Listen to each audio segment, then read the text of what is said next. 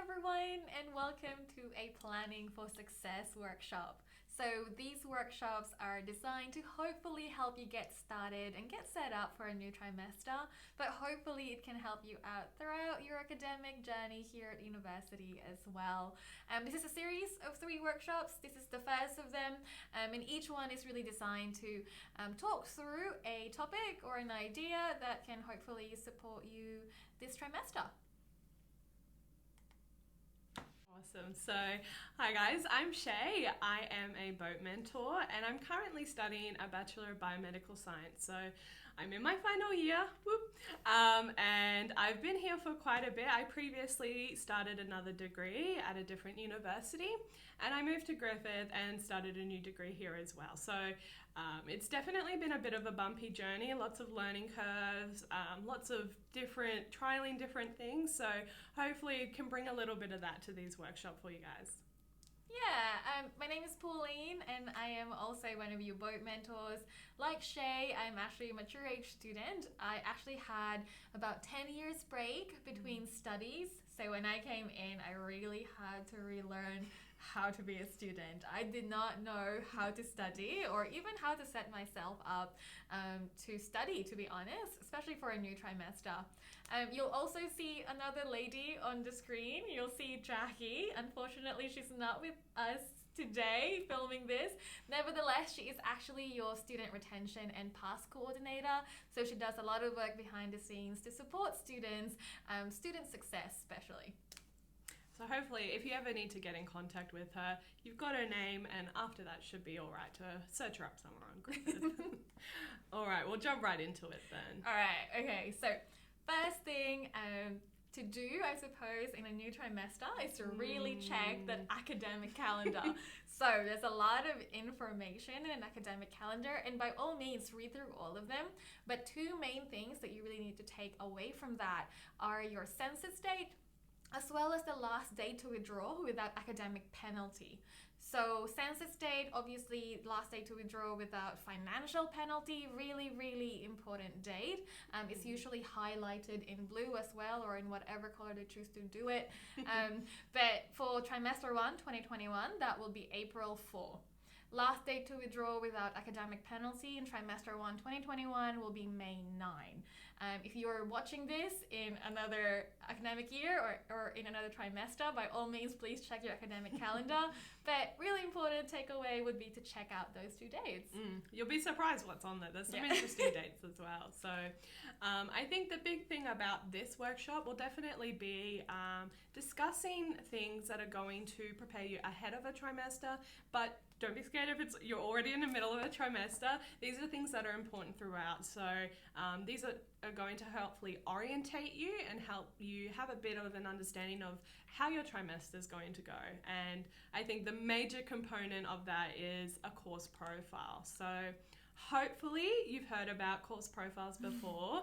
If you haven't, it's all right. That's why we're here. Hopefully you'll have a look at them now. So your course profile is really going to detail exactly how your course is going to progress over the trimester. So we'll dive into a bit more of the specifics on the next part. So and I think we just wanted to reiterate with this slide that 1, review your course profile, and we'll get into that. And 2, start planning ahead. So whether you're in week 1 or week 4 or week 6, you can still plan ahead. It's not the end of the trimester yet. And to also make sure that you don't disregard those assessment items that have smaller weightings. Sometimes we find, it's 2%, whatever, no big deal, but they're a big deal. Every little thing adds up, and it really comes into I guess having a bit of a tactic of how you're going to approach the trimester. So I know that for Pauline and I, we put a lot of emphasis on those tiny weightings, because I know, especially for me, when I get to an exam, it's a very stressful time, and I know I can make silly mistakes. I can misread questions.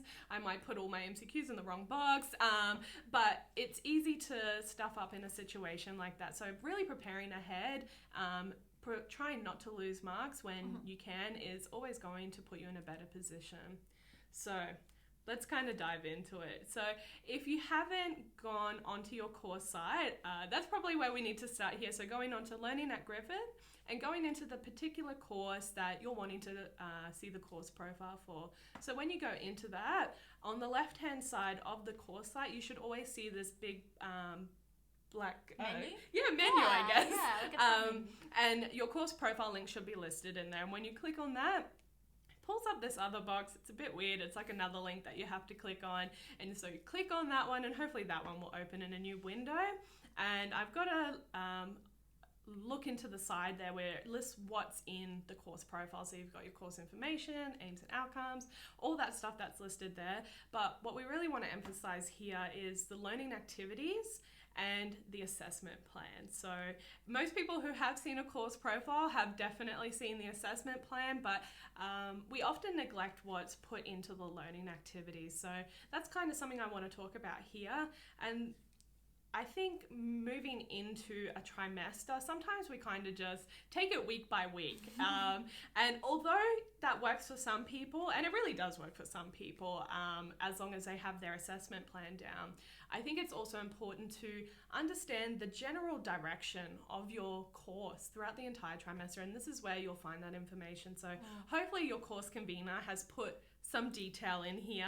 It really varies between courses. I've got a really lovely detailed one for human biology, which was by Charlie Willis, who's done all this course profile. So she's really detailed exactly what's going on in each week, what you're expected to come out of that week with, and what you should be able to do. So this is basically like a checklist that you can have for yourself of, am I doing this? Can I do this? Can I make questions about this? Can I write review sheets about this? This is something that's really going to prompt how you study and what you study. So not everything we get in a trimester is going to be accessible, and not everything can be assessed. You learn a lot over 12 weeks. So this will help really emphasize what's important. So if you haven't looked, definitely recommend looking at that one as well. And as we all know, the assessment plan, super, super important. This is where you're going to find all the details about what assessment you're going to sit within the trimester. So it'll have the name of it, the type, dates, weighting, everything. And then going back to those learning objectives and learning outcomes, that's also listed there as well. So you should get a nice big table where everything is summarized, and that's really good to just get a start on what that assessment is, kind of having a general idea of how they're spread out throughout the trimester and whether you have lots that are close together. But don't just rely on the summary table. Really go down into that assessment detail section and see how it's broken down. You should be able to have more information in there about what the actual assessment is basically trying to do. So they really detail whether you'll just have multiple choice, whether you have short answer, long response, whether it's an oral presentation, whatever type of assessment you have. This is that nitty-gritty details that you're going to want to know and you're going to want to write down somewhere. So I think we're really going to jump into looking at an assessment planner. I'll just skip ahead actually. So this is really good in conjunction with that assessment plan, is taking out all that important information. So not just for the one course, really putting all your courses together. And so you can have a broad overview of where things kind of get busy. So I think for most people, week 6, 7, 8, 9 is a pretty hectic time. And it's easier to prepare and spend a lot of time early in the trimester making sure that you'll set yourself up for success in those weeks by creating something like this assessment planner. I can easily see on this one that we've got some big exams at the end. We definitely have a few assessments due around week 9, 10, 11. So knowing that, it's a lot easier to go, okay, well, I definitely shouldn't be throwing a party in week 9, you know? It's probably not going to be the smartest thing. I mean, if you're really good with time management, maybe you got to watch that workshop video. But I think if you haven't done something like this, this can really help when things start to get hectic. It's very grounding to just be able to come in and go, okay, so I'm up to here and I have these assessments to go, and you don't have to come and collate it all again and go into those course profiles again and again and again. Doing it right at the start is the best thing you could possibly do. So I'll go back to that last one now. So when I was talking about those learning outcomes and objectives and activities that are within the course profile, this is my example of what I do with that information. And this is half from the course profile and also portions from lectures themselves. So this is really collating that checklist that I basically talked about of what you need to know and what you should be able to do, and just having that written down somewhere, a quick reference. Like I said, it's a bit difficult constantly going back into a course profile. So if you do this once, you should hopefully be in a much better position to stay orientated, to stay on top of things throughout the entire trimester.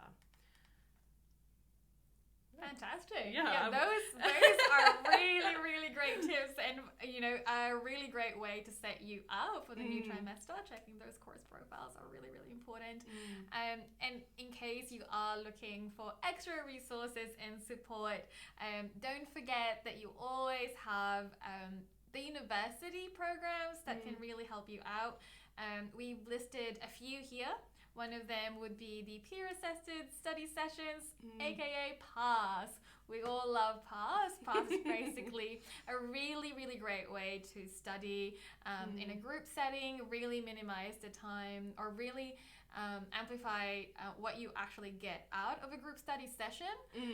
It's kind of like those study sessions you have with your friends, but instead of turning up and being like, oh, should we do this? Oh, should we do that? You've come in and someone's already got activities ready for you. So it's really going to make a really effective use of your time. An hour is equivalent to 4 hours of personal study. So I don't know about you, but that's pretty insane. I really regretted not going to PASS in my first trimester. 100%. I did not go. And then in my second trimester, I went in my first year.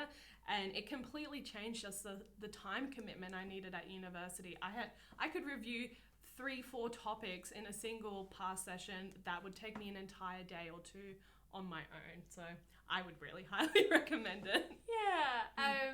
Also, we have the Griffith Mentor Study Support. So PASS, unfortunately, is only available during majority first year, some second year courses now. A little bit. Yeah, some second year courses if now, you're lucky. not all.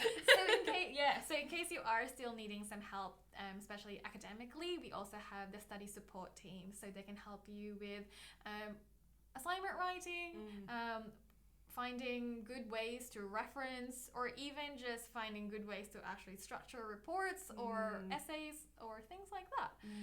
You also have the back on academic track team. That would be us. We are your boat mentors. And again, we are here to support you if you do need to get back on academic track. So if you're finding university difficult, if you've come across any issues, come to us. We are more than happy to help. If we can't help you ourselves, we will definitely direct you to the right people anyway. And finally, for all other inquiries, for all other questions that no one else can answer, you always have the student support team. That's Student Connect, Student Support, Student Administration, whatever you want to call them. They can pretty much help with anything else. And finally, we have the Student Success Guide to kind of walk you through the key indicators for success that the university has found that can actually help you succeed here at university. So the things that you actually need to do or that you should take off your list for you to be successful in university. Especially if you want to, a big thing with university is engagement and really jumping in and making the most of the opportunities. Yeah. So this guide also details how you can kind of do that, how you can go beyond just your studies, what other support is there, what's going to really direct you not just through your first year or a bumpy trimester, but through your entire degree, and maybe even on beyond that. It's really key things that are important and transferable across a lot of different areas in your life. This is an important one. So I think this is something that's really important to highlight. It's not often discussed, and this can really be life-changing for a lot of people. So there is a thing called withdrawal due to special circumstances, and this is an application you can make, and you can put it in after census date. So we did talk about census date, and that being a really key and really important date for you to know when you should either drop a course or drop multiple courses, whatever works for you. But sometimes that doesn't happen. Sometimes things are hectic, not just then, but throughout that trimester. And these are things that you don't expect and you can't prepare for. So you couldn't have known better. You couldn't have performed better. You couldn't have done better. And things just happen. So what do you do there? Now your GPA's impacted, and for a lot of people, it can really feel like a daunting and discouraging thing to happen, especially when you're in difficult circumstances. So with this application, if you do meet the special circumstances as well as what those circumstances, when they have happened, whether they made full impact after census date, and whether they were beyond your control. If you do meet those criteria, then you are able to submit this application. And if it is approved, generally what will happen is you will be withdrawn from that course. So that's what will appear on your academic record. And depending on how the application goes, you can even get your money back. So that's always wonderful for a lot of people. One thing off your HECS debt. Yeah, exactly. So especially if it's happened again or multiple times or multiple courses. And keep in mind, the worst that's going to happen if you put in an application is it doesn't get approved. So if you're not sure, if you're like, well, I don't really know, do it. Put in the application. No harm. Yeah. No The worst that's going to happen is you're exactly where you are. Yeah. But the best case scenario is you're put in a better position. And for a lot of people, that means boosting their GPA immediately. So put in the application, see where it goes, and you can do this up to 1 year after census date for that trimester that this occurred. So hopefully this is really useful information for you. I know that I had never heard of it before coming into the BOAT program. Hardly anyone has. So hopefully having this in this video can really reinforce how useful this can be. Yeah. I mean, if you watch the other videos, you'll hear us talk about it again because we want to make sure everyone knows about this. But have a look up withdrawal due to special circumstances Griffith on Google, and hopefully this should be the first thing that comes up. So a bit of a checklist before we say goodbye. One would be to check your course profile. So we've talked about this in this video. That would be checking your assessments and your learning activities. Really important to take note of those too. Know when your workshops and lectures are. So use a planner to note those things down. Hint, that will be in the next video. Lots of planning. Lots of planning tips in the next video. Plan when you're going to do your assessment. So maybe setting alarm for due dates. Again, that goes within the planning video, but also we'll talk about some techniques that can actually help you out with studying in another video. And finally is to set a reminder for census date. So for this trimester, like we said before, that is 4th of April, 2021. But if you're watching this at another trimester, make sure to check that academic calendar. Exactly. And I think that's it from us in this video. Hopefully you got something out of it. And if you're interested in knowing about planning or specific study skills that you can really incorporate in your life, make sure to check out those other videos. All right. Thank you. Bye. Bye.